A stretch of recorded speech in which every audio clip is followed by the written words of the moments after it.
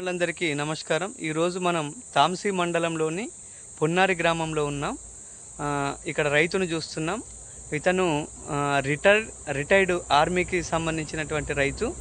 అయితే తనే స్వతహాగా వ్యవసాయం చేసుకొని మంచి లాభాలు గట్టించాలనే ఉద్దేశంతో ఈ పొన్నారి గ్రామంలో కౌలు తీసుకొని ఇక్కడ క్షేత్రంలో మునగ పంట సాగు చేశాడు.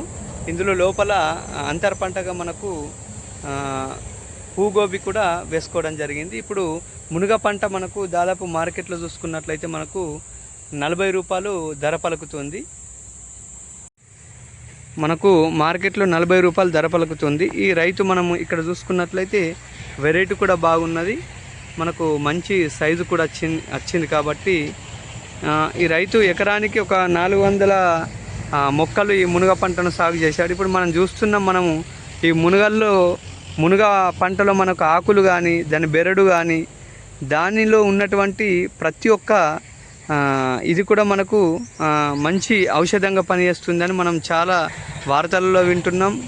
ఏడ చూసినా కూడా మునగ గురించి వింటున్నాం. కాబట్టి ఆ రైతు మనం ఒక ఎకరంలో 400 మొక్కలు వేశాడు.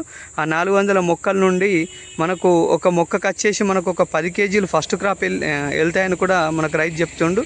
ఆ 10 కేజీలు అనుకున్నా కూడా ఈ 40 రూపాయలతో అనుకున్నా కూడా 400 మొక్కలకు వచ్చేసి మనకు 4000 కేజీల మునగ పంట వెళ్తుంది. ఈ 4000 కేజీల మునగ పంటకు మనకు 1,60,000 రూపాయల ఇన్కమ్ వస్తుంది. కాబట్టి దీంట్లో మన ఖర్చు చాలా తక్కువ ఉంటుంది. ఒక 10 నుంచి 15,000 రూపాయల ఖర్చు వరకు సాగైంది. దీనికి ఓన్లీ నీళ్లు మాత్రం పెడుతున్నా, దీనికి చిన్న చిన్న ఎరువులు వేసుకుంటున్నా. మధ్యలో అంతర పంటగా మేము ఈ క్యాబేజీ పంటను కూడా వేసుకున్నాం. నాకు ఇది లాభాలు ఇస్తూ ఈ అంతర పంట లాభాలు ఇస్తుంది. కాబట్టి నాకు సంతృప్తికరంగా ఉన్నదని తెలుపుతున్నారు. ఓకే, ధన్యవాదాలు.